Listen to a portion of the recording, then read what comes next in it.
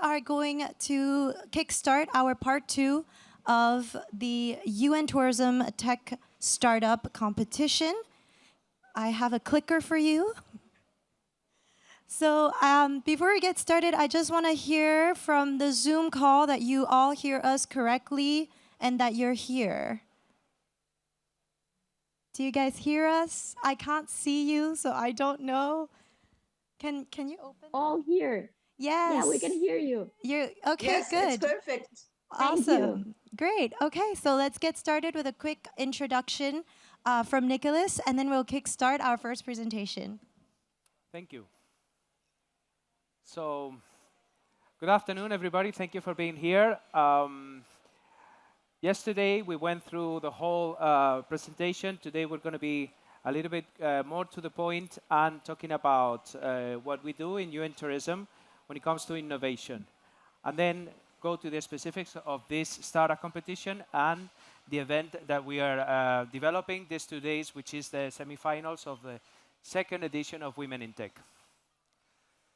So in innovation, what we do is we want to create and foster an ecosystem of startups along with all the key players that we can congregate around us.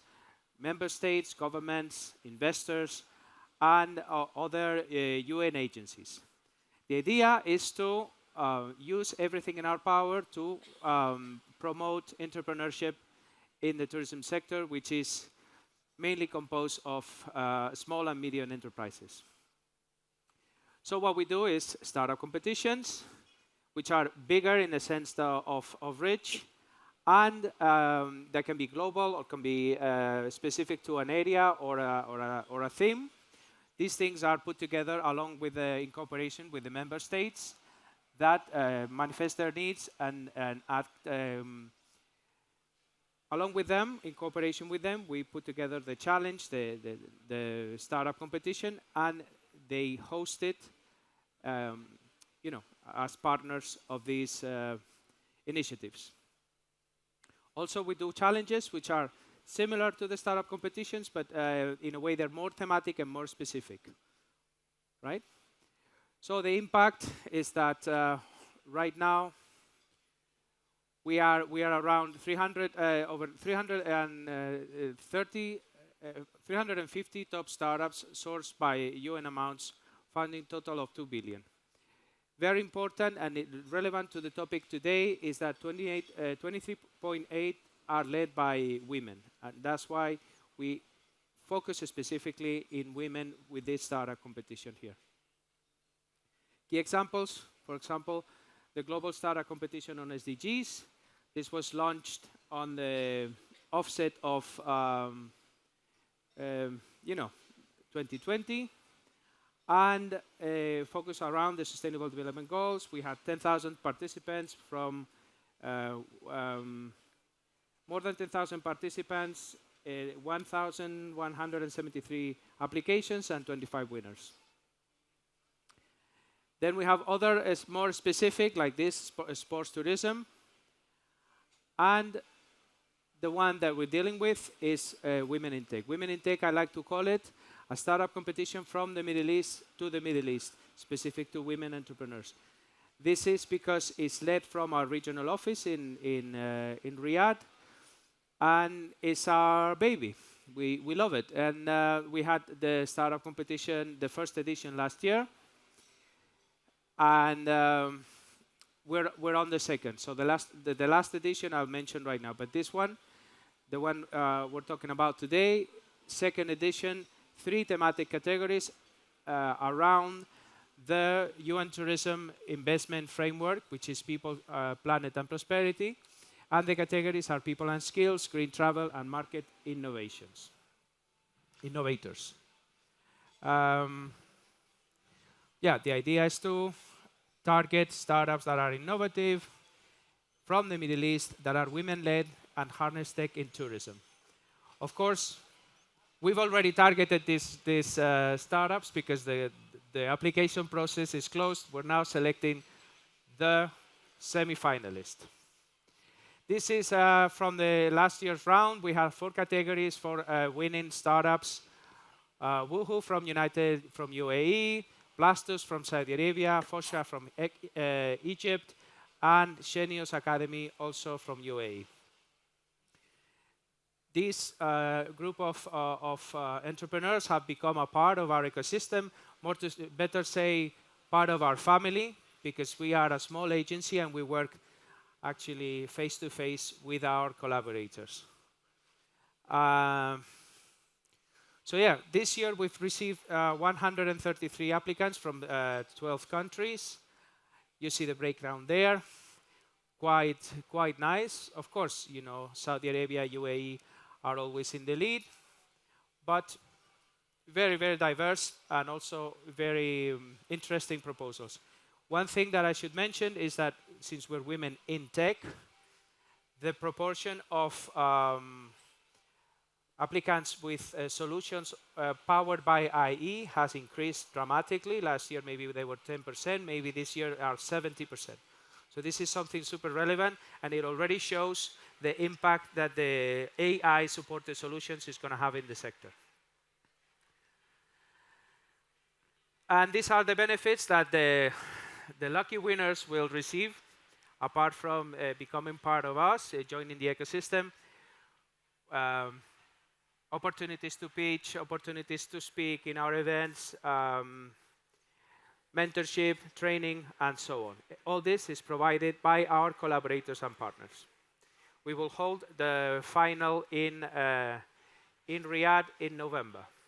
So let's go for the pitches.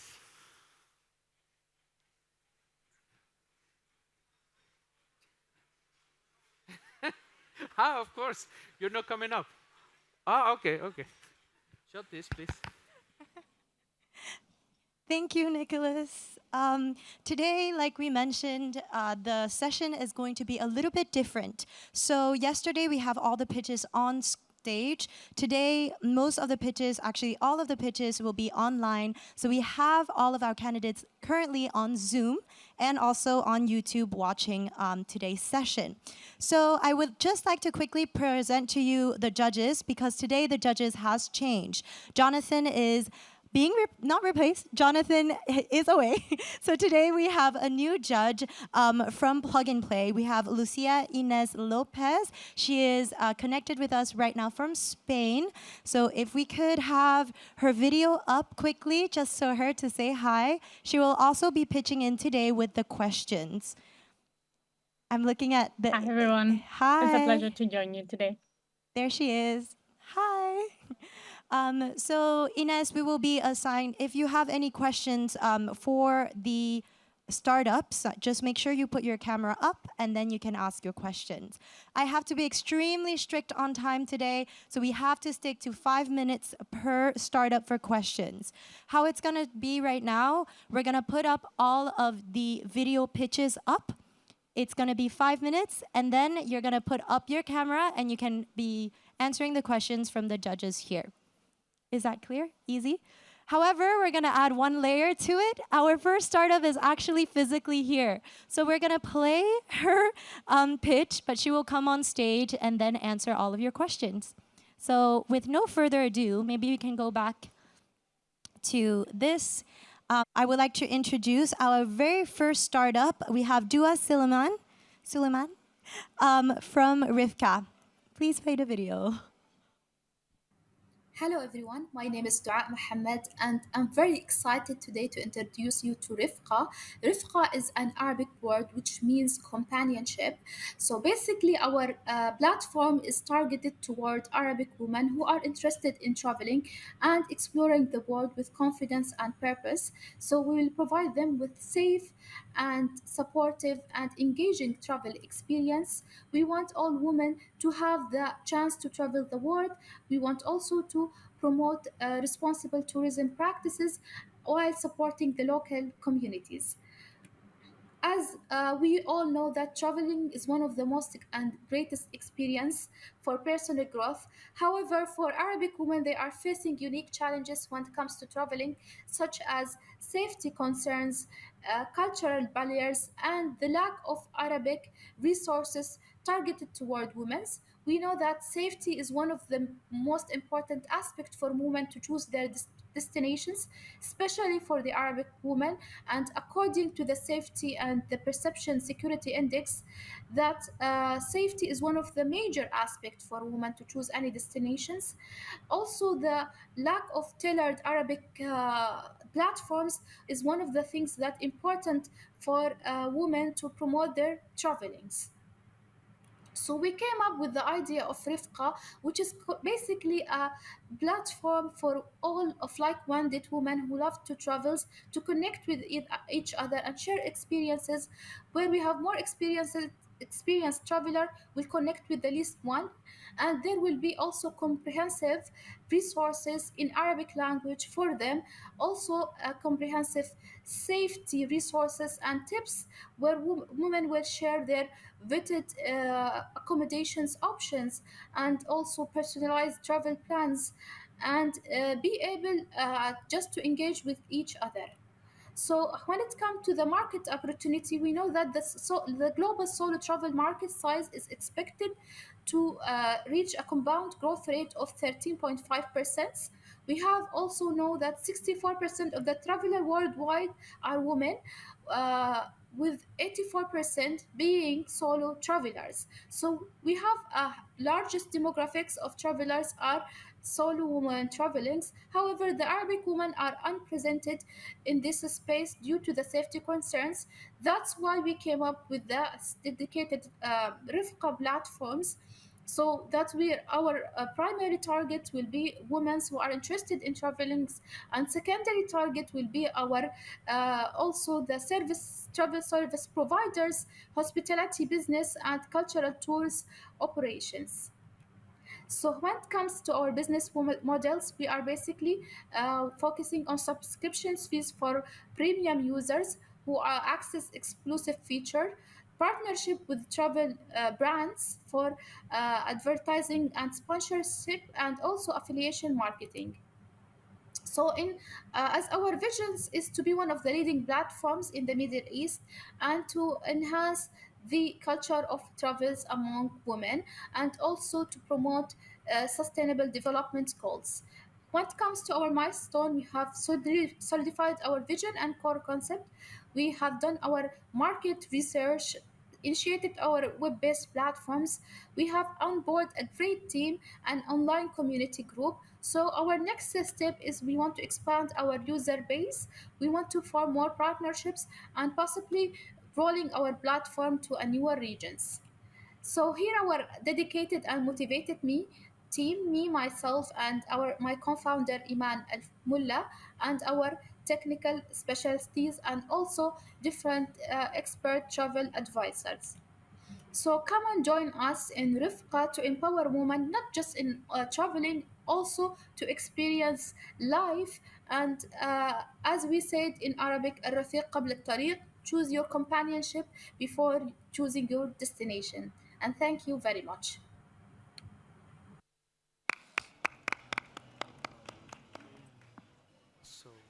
Sorry. Hello, Doaa. Hello. Very nice concept. I'd you. like you to take us through what inspired you to create Rifqa.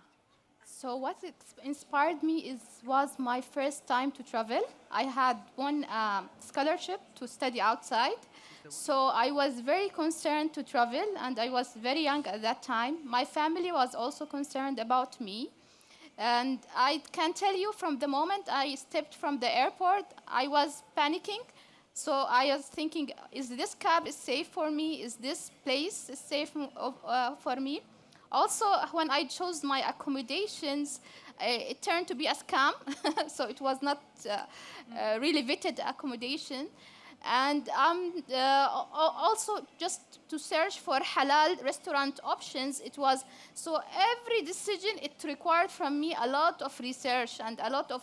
I had to go to multiple Facebook groups to find an answer for. I have to go to group for restaurant and another group for accommodation and another group. So it was like the search is all over the place. So that's what I inspired, and also my colleague Iman.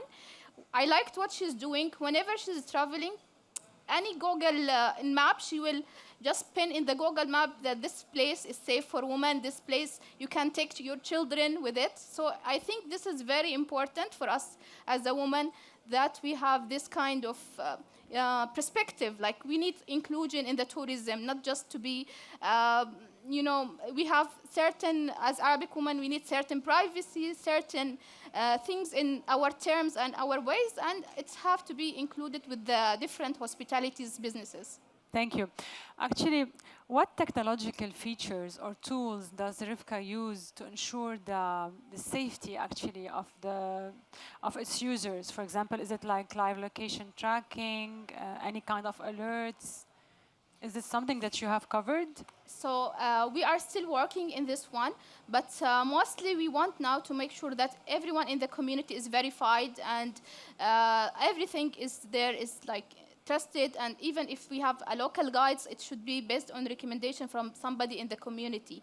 So we are still working in the safety. I think it's the most important thing and the most aspect that require tech to be involved in it. Good. And what is the amount you are raising?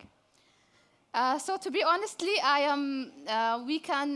we are looking to, work more on our own MVP and this. So we said approximately around $200,000.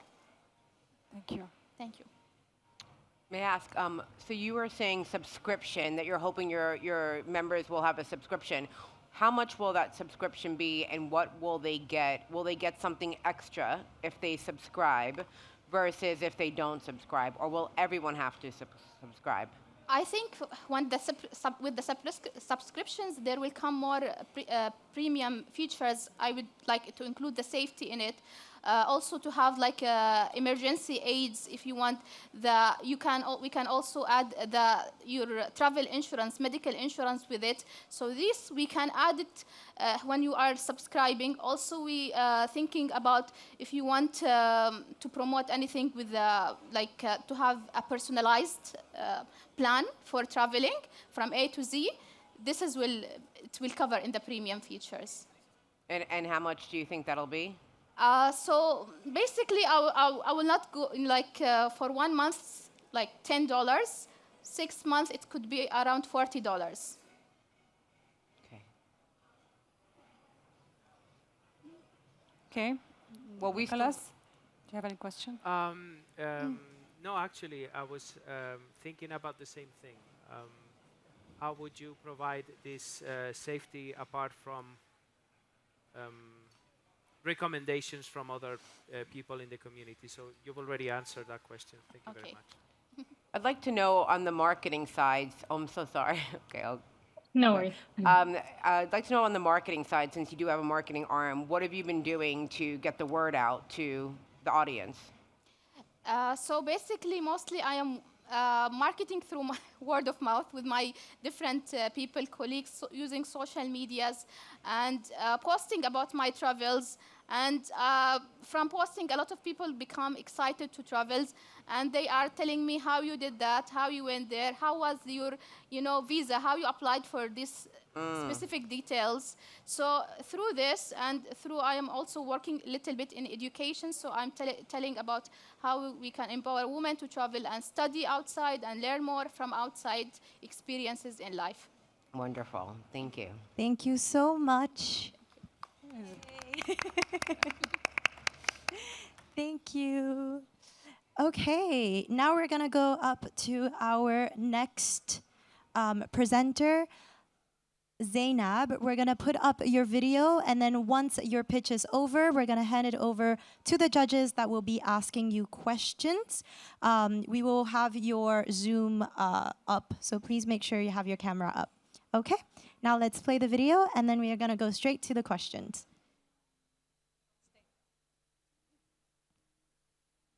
I'm Zeinab Zohny, the founder of Zenn. Zenn is an AI company where we combine the power of mathematics and the magic of machine learning to solve industry-specific problems that in the past seemed unsolvable. We use the data, which is an underused, valuable resource almost in every company, to learn from the past, predict the future, optimize, and solve problems with great value. Food waste is a major problem with ever-increasing significance. It poses a threat to many of the sustainable goals of the United Nations. And here are some numbers that show the size of this problem. 1.3 billion tons of food is thrown yearly, which is equivalent to 1 billion meals daily. This results in 3.3 billion tons of annual carbon dioxide emissions, while a third of humanity faces food insecurity. In the hospitality sector, 65% of waste comes from restaurants, cafes, and hotels. And this is where Foodcast comes in. Foodcast offers the best solution for grocery retailers and food chains to reduce their waste. Foodcast calculates the right quantity at the right time. Imagine if you can predict the daily demand with an accuracy of 90%. This is what Foodcast can do, a tailored demand forecast of highly perishable products to balance supply and reduce waste. These are snapshots of the deployment of Foodcast in the food industry to forecast the daily, hourly demand of chicken consumption to optimize the supply and minimize the waste. In addition to the demand forecasting, other features were added to the Foodcast, such as market basket analysis, which unlock valuable insights into customer behavior, and customer segmentation, which is your ultimate partner in driving growth, optimizing operations, and elevating customer satisfaction. The size of the food and grocery retail market is around $189 billion. This was an estimate in 2020. With an increase of 6.1% yearly, this market size can reach up to $253.4 billion. Considering that, on the average, a grocery retailer or a food chain loses $2,000 per day as waste. If we manage to save $100 daily from their waste, and we have 250 food retailers, that means that our revenue will be around 9 million by 2025. And this can reach up to 73 million US dollars if we're able to save $200 daily for 1,000 food retailers. Our competitive advantages in Zenn are that we combine data science and domain expertise. We use data, which is a very valuable resource, to grow national companies and to build the knowledge of national talents. Regarding Foodcast, it solves the root problem of food waste as it prevents its occurrence, which is 70% of the problem. And this is completely different than other alternatives such as food banks. Zenn started in 2022 in the oil and gas field, where we developed a forecast management system to predict monthly gas production for Shell in Oman. In August 2022, we started our work in the food industry and created Foodcast as an MVP to reduce waste for one of the big chains in the Middle East. Currently, we have a pipeline of restaurants validating our tool. We are integrated with Dine, a scan and pay app, and we partnered with Food Lab, which is a big cloud kitchen in Egypt with more than 20 brands. We started also solving other problems in the field of dentistry and fintech, and we would like to be one of the top ML companies in the world by 2030. In 2025, we would like to raise 500,000 US dollars. This money will be used to increase our momentum, market share, and customer acquisition. It will also be used to develop more features and services for Foodcast and to engage young people in building exciting cutting-edge solutions. And now, I'm very excited to introduce you to the key members of Zenn team. Mahmoud Zohny, our COO, is a chemical engineer with more than 20 years of experience in the oil and gas field. Mohammed Radwan, our CTO, is a senior data scientist with 17 years of experience in IBM as a trainer and developer. And finally me, Zeinab Zohny, the founder and CEO of Zenn. I have a PhD in machine learning and more than 20 years of experience between research and academia. It was always my dream to create opportunities where we can bridge research and industry, and this is what we're currently doing in Zenn. Thank you so much. I think our first question will come from Ines. So Ines and Zeinab, I think you're there as well. So I think Ines, you will speak first, and then Zeinab can answer. Perfect. Thank you so much. Hi, Zeinab. Hi, I'd Ines. like to ask you a little bit about both your business model and your traction. Yes, you want to start with my business model.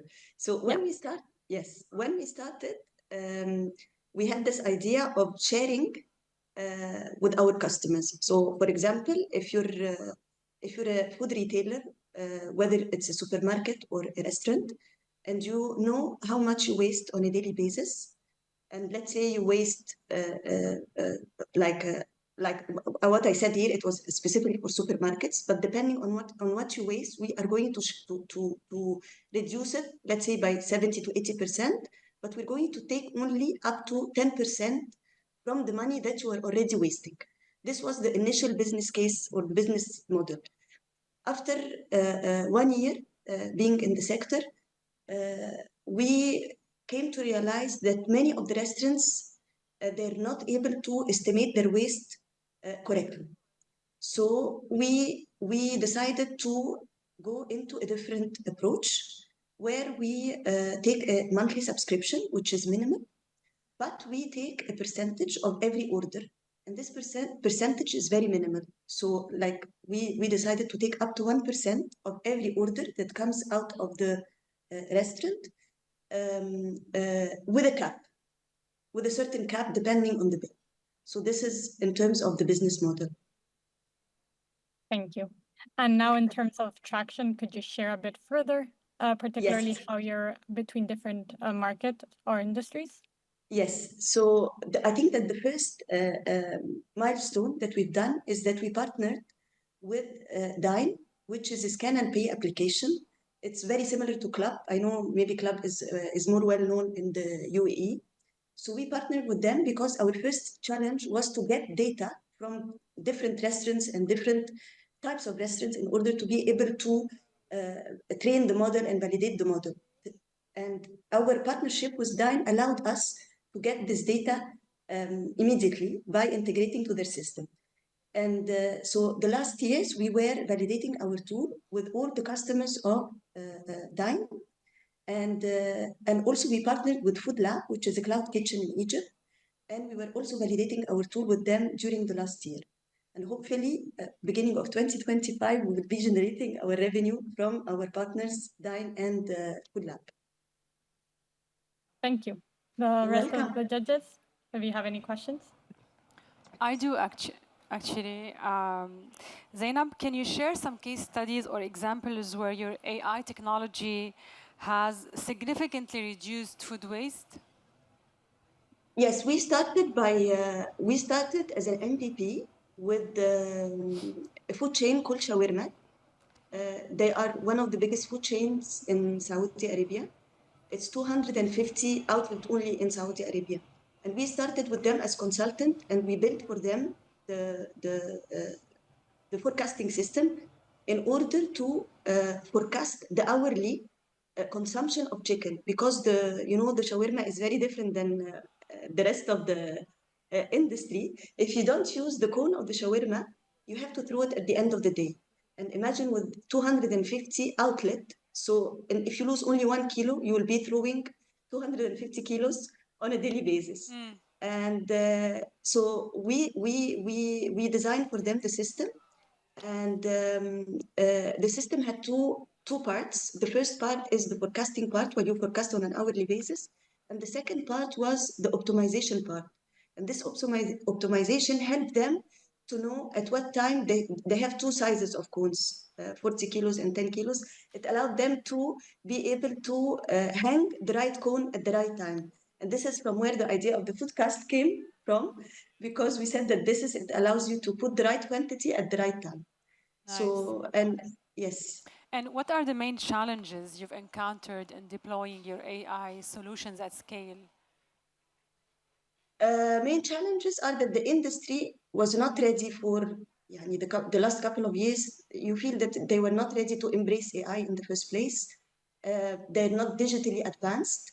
So the quality of the data that we were receiving required a lot of pre-processing in order to be able to work on. And they were a bit skeptical about the forecasting. So it's an industry where forecasting is done by intuition, not by a scientific approach. Unlike, for example, the gas industry, the oil and gas industry, where I started as a consultant, the industry was very ready to embrace AI. So the data quality was good. I was mostly dealing with engineers, and so it was much easier. And you're raising 500,000. And of course, and sorry to interrupt, and of course networking, and how to get to how to penetrate an industry that I've never been before. So you're raising $500,000 now? Yes. And what's your market valuation? For podcast, my market valuation, because when we started Zenn and we started pitching, we were pitching for podcast. So podcast on its own was valuated last year with 2 million, and we managed to raise as a pre-seed, and through plug and play, with the help of plug and play, we managed to raise 200,000. So we have 10% already owned by our investor, our shareholders, three investors in addition to me and my brother. And we're currently raising this 500,000 for the coming 2 years. 300,000 will go to Foodcast, and the other 200,000 to other tools that we're currently developing. We're currently developing a new tool in the dentistry field and another one in a fintech for lending individuals. So I would like also to use this money for the other 2 tools. Interesting. Best of luck. Thank you so much. Thank you so much for joining in. We're going to jump to our next pitch. So bye, Zeinab. Bye-bye. Thank you so much for your time and the opportunity. Of course. It was a pleasure. Thank you. Okay, on to our next pitch from Doaa is the co-founder of Bonbell.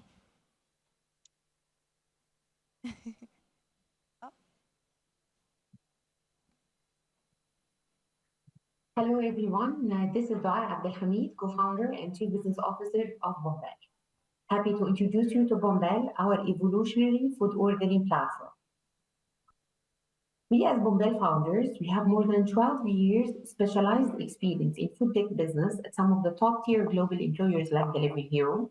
We found that the restaurant industry is facing significant challenges, including the shifting in the consumer behavior towards online ordering with more preferences to order directly from restaurants' own platform due to price parity reasons. Moreover, traditional restaurants are struggling with increased food costs, limited access to valuable data, and lack of direct interaction with their customers. Bonbell is here to change that. We create a comprehensive ecosystem for restaurants to be able to connect to and directly interact with their customers through our SaaS white label AI-powered platform. We empower small and medium restaurants, cafes, and hotels to be able to achieve growth and sustainability through technology adoption. So we simply provide restaurants with the technology, expertise, best practices, and help them save time and money and transform their business from traditional business into technology-enabled business. We offer an entire set of digital tools, including web and mobile applications, to help and to provide services for digital dining, pickup, delivery, marketing as a service, the share interface, loyalty, CRM, and much more solutions. The opportunity is enormous. Currently, we're operating in Egypt and Saudi market, and both markets have more than 170,000 registered brands, generating more than $8 billion and serving more than 150 million capital. We see the competition landscape is a matrix classifying different service categories, but we find Bonbell differentiated as a highly scalable model offering a wide range of services. We are very good at controlling our cost structure, which gives us an edge to offer highly competitive prices and yet having healthy margins. Our gross margin ranges from 60 to 80%. Moreover, we consider ourselves as industry experts, having solid understanding about the industry and strong access to market. In addition to that, we offer one-stop shop for all. Our traction speaks for itself. Since January 23, we had more than 4.5 million visits on our platform, more than 75,000 successful orders, and generated more than $100,000 as total revenue. Focusing on the expansion to the Saudi market, which is our latest milestone. Since January 24, we finished our legal establishment, our office establishment. We hired our local team. We are incubated by Code, and we had more than 70 subscriptions and generated more than $45,000 as total revenue.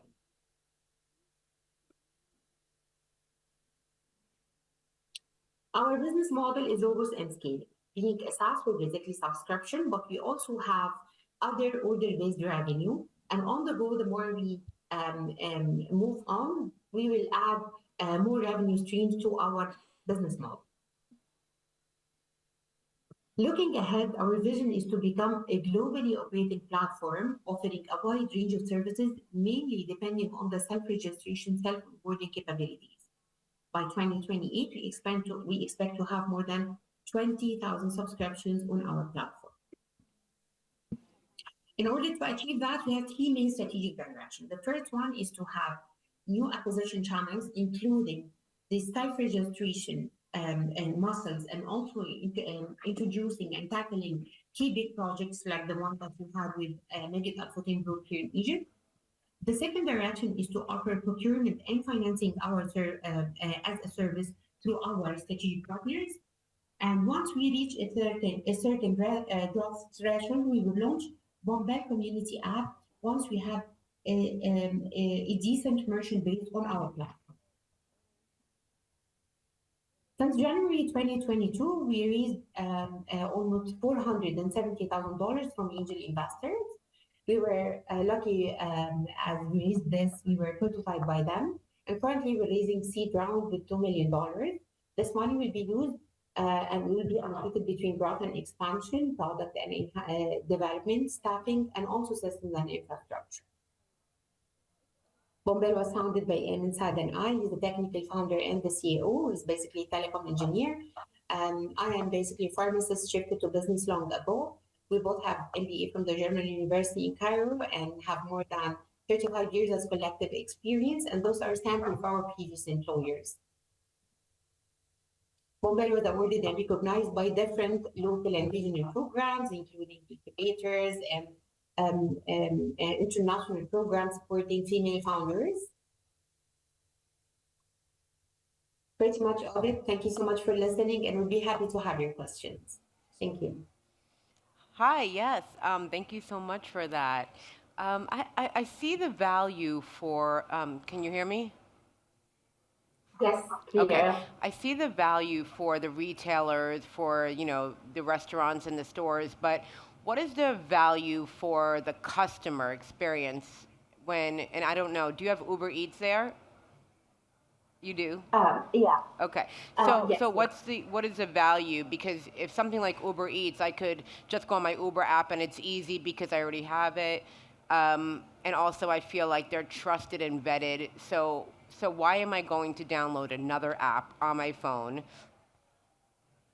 And what am I going to get differently besides maybe save $1 or something on the fees? Okay. So first of all, thank you for your question. I'm happy to be here among those shining female founders. So the main trigger behind that, because we see the shifting in the consumer behavior happening due to the price parity reasons. This is the main trigger behind that, because now consumers and users have full awareness and they realize that they have to pay. It's not just few dollars. On average, they pay from 20 up to 30% on top of the original price of their meal. Okay. So now people are having more awareness about that. And now we see major shifting going and allocating the online orders from being solely through food aggregators like Talabat or whatever, any other applications out there, into dealing with those aggregators more as exploration, just to understand and see more options. But when it comes to real ordering, now there is major shifting towards restaurant-owned platforms. Okay, thank you. But it's really great what you're doing for the restaurants, because I agree they don't have access to marketing to their customers, so it's really fantastic. But that's the only question that I have today. Do you guys have a Thank question? you. Nicolas? Yes, actually, my questions was specifically how do you identify your competitors and how did you differentiate yourselves from it? And particularly, although I see that your solution, we don't see the back end of Hunger Station or Yahet's, what do they offer to the establishments? But as Gwen was saying, as users, what we perceive is just another app for delivery of food. So, how do you identify the main players here in the region, and what's your differentiation from them? Okay. So basically, we are not an aggregator. We provide SaaS white label solution for the merchants, and we're basically targeting small and medium merchants who are technically, who don't have real access to technology, and they don't know how to use it to help them build sustainable, strong business. So this is what we do. We basically provide an additional channel for the merchant to be able to do online sales and get out of the heavy bargaining power of the aggregators, to have control on his own destiny, to link this to his own marketing channels, to his own marketing activities, so that they build sustainable business. So this is number one. The second thing is regarding the competition. I have actually a few points to highlight here. The first one is the market size. Actually, the market size is enormous, especially that we're targeting small and medium merchants. And this segment represents more than 70% of the total market size. If we're speaking about Egypt and Saudi alone, they have more than 170,000 registered brands. We are talking about the total market in only this is number one. The second thing is that the demand is way beyond the supply. Actually, the market needs tens of companies like Bonbell, so that we just, I wouldn't say that we will be saturated, the market will be saturated, just to be a little bit close to the market needs.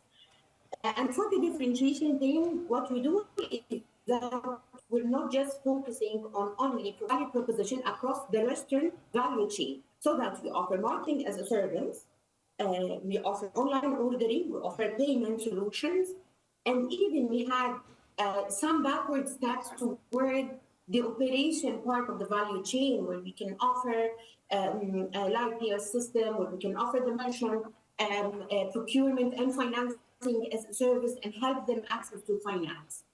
So for the small and medium segment, we provide them with all their needs through one platform. And this is because we understand exactly what they need. We don't want to go and buy an ERP system. It doesn't fulfill their needs. They have to pay so much, and they don't use the full capacity of the system. I hope I answered your question. Yes, you did. Thank you very much. Thank you very much. Thank you very much for your time. Thank you. And we're going to now move forward to the next pitch. Thank you. Bye, Doaa. Okay, now we are happy to have Ms. Nouran pitch from ITHAKA. Hello, everyone. Imagine a solo traveler standing by the Nile or in front of the pyramid, seeking adventures beyond typical tourist path. They want real connections, hidden gems, and authentic experiences. And that's where ITHAKA comes in. The best travel companion for solo explorers. With ITHAKA World, travelers can uncover the unseen Egypt, meet with locals, and also share their experiences with other like-minded adventurers. Welcome to the future of solo travel. Welcome to ITHAKA World. This is Nurhan Rani, Growth Manager at ITHAKA and one of the co-founding team. Through our market research, we have witnessed 3 pain points faced by solo travelers and backpackers whom we call fully independent travelers. The first one is the high prices of touristic activities, which is relatively costly to the category of the solo travelers we are targeting. The second one is that there is no reliable source of information on hidden gems. And the last one is based on feedback from solo travelers that they prefer to share their experiences and adventures with other like-minded solo travelers. And here comes ITHAKA World, a platform that connects solo travelers and backpackers with local service providers. So travelers can find reliable source of information on hidden gems. Also, they can connect and matchmake with other solo travelers. And also, they can book full itinerary focused on hidden gems. One of our most important core values at ITHAKA is that we support and empower local service providers so they can scale their businesses and boost their sales through the digital dashboards and tools we're offering on the platform.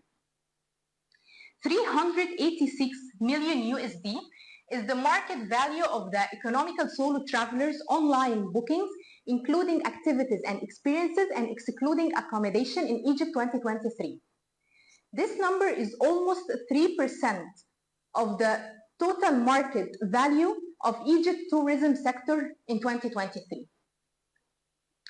Also, global solo travel market size is likely to expand at annual growth rate of 13.5% by 2033. And nowadays, 80% of solo travelers book their activities online, including activities, experiences, and accommodation. Going through our product features, we help solo travelers to curate and customize their full itineraries focused on hidden gems. Also, we connect them with like-minded solo travelers and backpackers through our travel feed. And also, we're working on the rewarding and pointing system features. We generate revenue through commission, featured ads and listings, and also the premium model. For the competitive landscape, against all the competitors that are offering experiences and services in the market, in the Egyptian market, ITHAKA is bringing together comprehensive product portfolio, also strong educational content, along with the affordability of the activities and the high standards of vendor selection. Now let me introduce the co-founding team. So we're 3 co-founders that has collective expertise in the fields of business management, consultancy, tech-based project management, operations, marketing, fundraising, and international relations. For our roadmap, we aim to finalize the final version of our MVP by the 4th quarter of 2024. And then by the 3rd quarter of 2025, we aim to implement the full AI integration and gamification features. And finally, by the 2nd quarter of 2026, we aim to finalize the B2G partnerships to enable the ticket reservation for transportation and other touristic destinations reservation. Thank you so much for listening. Now we can open the floor to the question, and here you can check further information on the beta version of the platform and also on our accounts on social media. Thank you so much. Pardon me. Thank you. I think we can open up the floor to Ines to start first, if that's okay with you, judges. Oh, it's okay on my side, if that's okay with you. Thank you very much for your presentation. I did want to ask, seeing as you've shared a bit of your roadmap, where you've been, where you're going, could you share a little bit more about the key levers that you need to activate in order to obtain these next steps? Is it funding? Is it new hires? Okay, so currently, since we at the pre-seed stage, so we are seeking a fund of around 350,000. And this would give us a solid runway of 16 to 18 months. And through this amount, we can actually work on the hiring part, which is very critical to us at the current moment. Also, we need to work on enhancing some of the features, including the AI part, and also the marketing part, which is also like almost 30% of the fundraising, the fundraised amount. Thank you. And I understand that you currently have pre-seed, so I'm guessing it's still a bit early in the process, but could you share any sort of indicators of traction, indicating some sort of product market fit? Okay, so actually ITHAKA started maybe 3.5 years ago. This is not our first business. Our first business was hostel. So we own properties and we manage them as hostels, and also we manage others' properties. And we focus, since we started, we focus on solo travelers and backpackers. And actually, this is how we jump to the conclusion that there is a gap that needs to be covered through this platform. So solo travelers, when they come to our place at ITHAKA Hostel, and you can find, by the way, the place on all the OTAs, booking and etc. When they come, they feel a little bit confused and concerned, and almost 80% of them, they don't plan their trip prior to coming to Egypt. And most of the cases it happens like this, like they find a cheap ticket and they come to Egypt, and then they think that it will work well when they come and plan. But things doesn't go like this, because for the nature of their travel style, they are seeking hidden gems. And for the hidden gems, you cannot, for example, open ChatGPT and ask them for hidden gems in Alexandria in Egypt. Of course, there's places that will give it will give you some answers for places, but the real hidden gems, you can only know about them through locals. And this is how we decided to gather all this information with the human touch and the human nature, with the human nature, through this platform, and also open this slots to book your activities and experiences. Actually, before also the platform, we worked with offline behavior. So we were working on the tours and the experiences, but in offline manner. And we managed to generate revenue of around, let's say, $150,000 in around 16 months, with also not scalable team. So this is why we decided to transform this experience digitally, so we can have this platform that would serve all the solo travelers from the point they are in the airport till they leave Egypt, with all the services that they need on budget accommodation, the hidden gem restaurants, any local cafes that they would need to try. So everything would be on that platform. Thank you. Judges, any other questions? Actually, Nurhan, I wanted to ask you, who are your target demographic? So who's your target clients? Which age?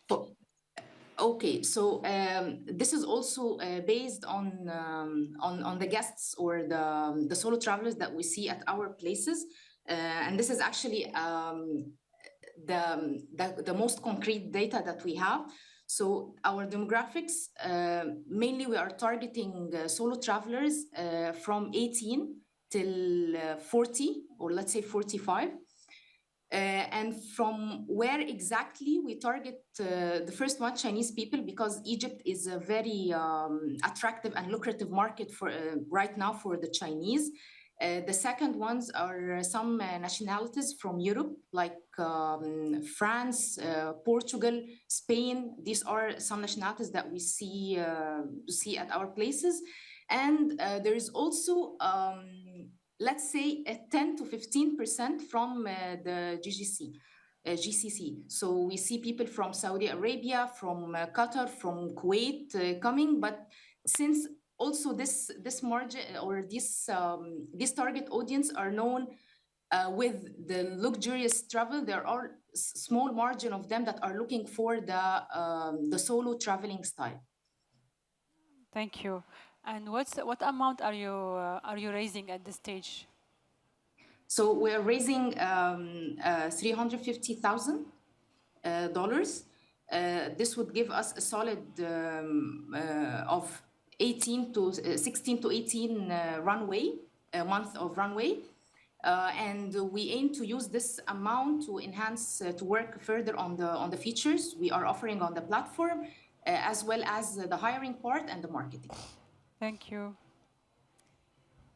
Thank you so much, Nouran. Unfortunately, we didn't get to see you, but we heard you very well. Yes, I have an issue with my camera. I'm so sorry for that. That's not an issue at all. Okay, we're gonna go to our last pitch of the day from Dosy Bikes. Take it away with the video.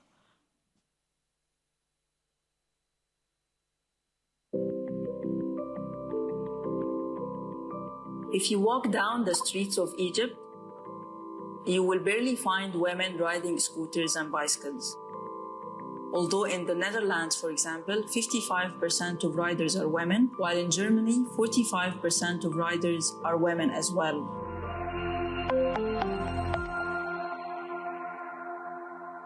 Hello everyone, my name is Farouk. I am a journalist and a social entrepreneur. There are several reasons behind women not riding scooters and bicycles in Egypt, according to surveys on social media. The first reason is that there are no enough instructors, especially female instructors. And even if there is an instructor, her place is very far away and the schedules are not suitable. That is why we have launched Dosy. Through Dosy, any female user can book her scooter and bicycle classes online, and then the platform matches her with the nearest instructor and at her desired schedules. Dosy has so far trained 1,000 women on riding scooters and bicycles and hired 15 scooter and bicycle instructors in Cairo and Alexandria.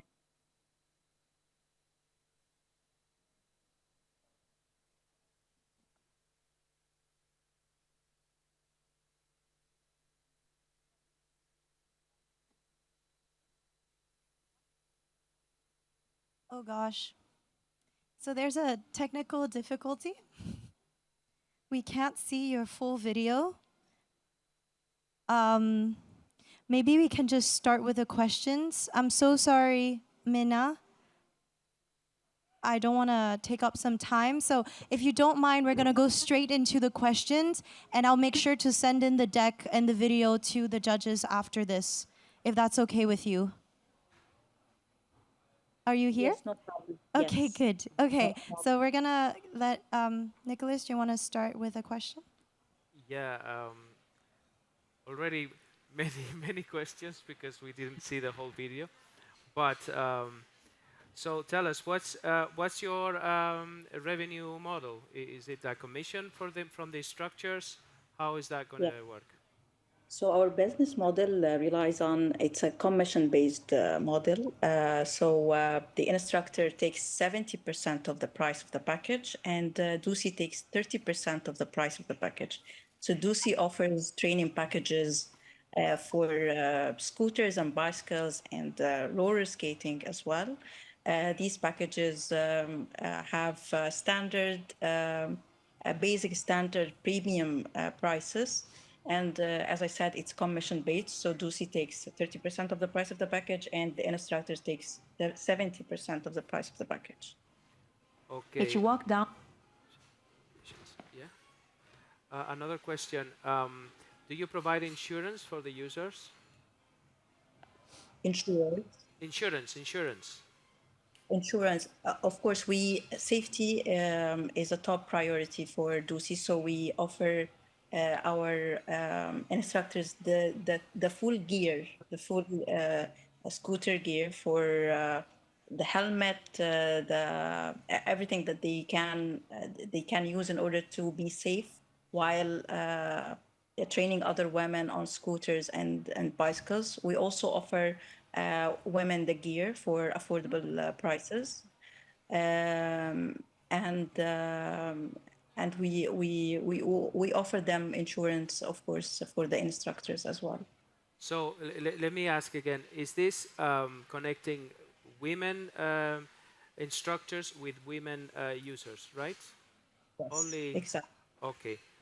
Okay, very good. What's your database? Well, I mean, what's your users base? How many instructors do you have? How many users right now? So far we have trained about more or less 7,000 women on scooters and bicycles in Cairo, Alexandria, and Giza. And we have also hired more than 150 instructors. So our target audience is women who want to learn how to ride scooters and bicycles in Cairo, Alexandria, and Giza. And also women who want to become instructors or join the delivery market. So we target women from 18 to 35 years old and from class A and B. Okay, amazing. Minna, actually, I love your concept, And I know what Dosy in Arabic means, Dosy. It's amazing. I love it actually. I'm not sure how much Egypt is friendly in terms of tracks for bikes and scooters. Do you have any like plans to work with the government or with any entity, public sector, to bring this on the table, like to provide tracks and safety, better safety for women? Because I'm sure our cities are not much designed for this. Yeah. Sure. So right now we are working in upscale neighborhoods in Cairo, like for example, Heliopolis, Maadi, New Cairo, Sheikh Zayed, and these are in small compounds which offer a safe environment for women to get to learn how to ride scooters or bicycles. And also we believe that the vision of the government, like for example, building the new administrative capital on the outskirts of Cairo, this concept, tracks, bicycle tracks and scooter tracks as well, is going to be there. And the government is pushing for environmentally friendly means of transportation, especially in new cities, like the new administrative capital, like Al Alamein city, which is a coastal city. So we plan to expand in these areas where there are an opportunity for us to grow and to have more women and female users joining our platform. Thank you. I love what you're doing too. I think it's really great. Let me ask you, so do you own the bikes as well, or people have to, you know, if I'm a new user, I think I want to try, but I don't know if I'm going to be good. Do I have to come to you with a scooter already, or will you supply me with one? So the training is being done on the scooters and bicycles of the instructors themselves. If the instructor doesn't have a scooter or bicycle, we provide her with a scooter or bicycle. Okay. But mainly the startup depends on the scooters and bicycles of the instructors. Okay, and are there local bicycle and scooter rental places in these areas in Egypt? So if they don't know if they want to invest and buy one just yet, are there places that you can do this? Of course, there are places, local places for renting scooters and bicycles across Cairo and Alexandria, everywhere. And are there women-specific ones? And I asked that because I know here in Dubai, in the taxi lane, you have the pink taxis and the red taxis. No, actually, no, they're not women specific. Okay. But this is also part of our vision. We want to offer services that are catering mainly to women, especially when it comes to renting types of scooters that females would prefer to buy more than others. So this is one of the plans that we are working on in order to provide these types of female catering means of transportation. Okay, thank you. I do have a final question, at least on my side. I wanted to know a little bit more about your background or your team background, Mena, and how it led you to build Dosy. Yeah. So, so I am a journalist, and I am the co-founder and CEO. Nouran, my sister, is the co-founder as well, and she's responsible for the marketing and PR. We have the operations manager. She's a professional scooter driver, Gihad, and also we have Mahmoud Ali, who is the IT manager. So we are 4 members in the team. What Dosy is the inspiration behind Dosy stemmed from a need for the realization of accessible, the realization for the need of an accessible, affordable means of transportation for women in Egypt. As a journalist, I've had the opportunity to engage closely with women in the country across different social segments, and getting to know more about their suffering, their challenges, their grievances, and the problems that they face on a daily basis, like, for example, sexual harassment on public transportation, or having a safe means, safe alternative and alternative means of transportation in order to get around across cities. Realizing this need, the co-founder Nouran and I, we realized this need, and we wanted to create a platform that doesn't only teach women how to ride scooters and bicycles. We wanted to create a platform that that addresses social issues, social challenges for women specifically, like independence, like freedom, and like safety as well.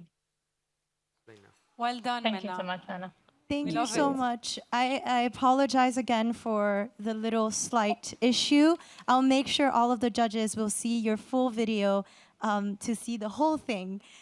Now we're done with all of the pitches. We've done 11 pitches. Congratulations to all our startups that are here and that are online.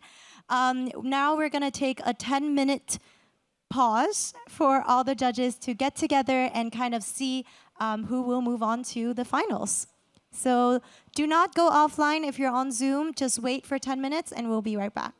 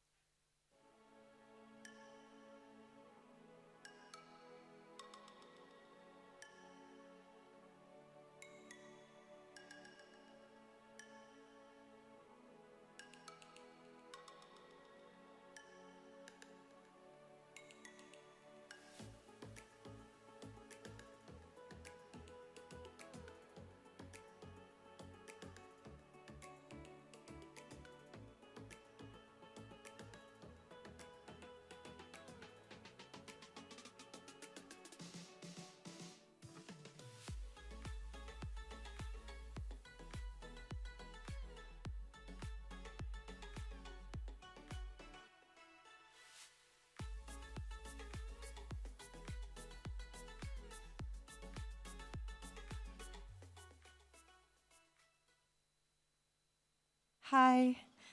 Hi, everyone. We're back. I'm going to take my phone off. The judges have deliberated and have come up with the final 6.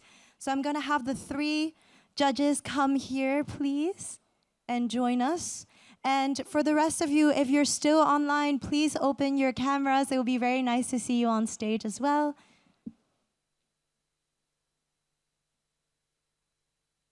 So joining me on stage would be Maya, Gwen, and Nicolas. Please come up on stage and share with us who will be the final 6.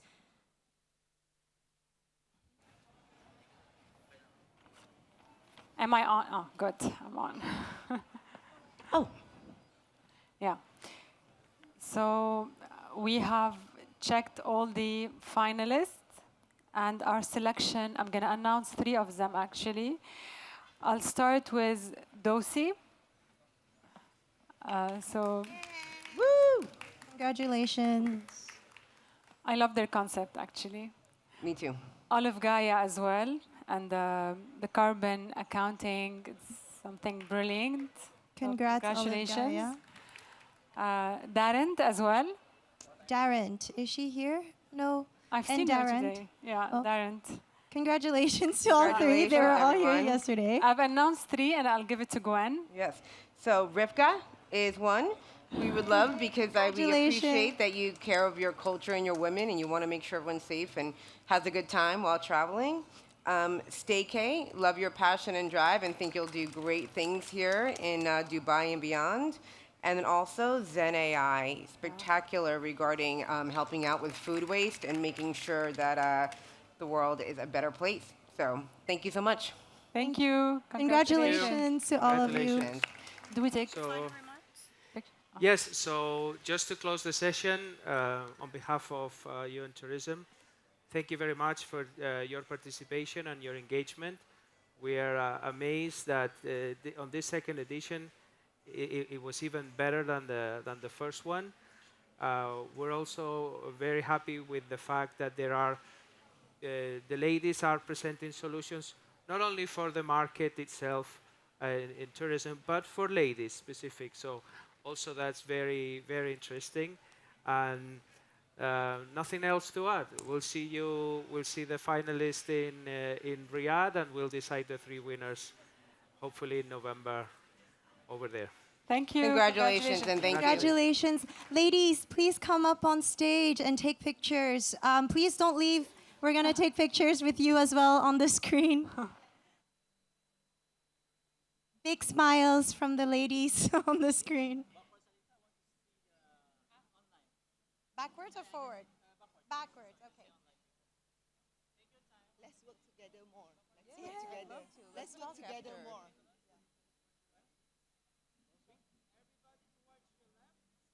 Left, one step.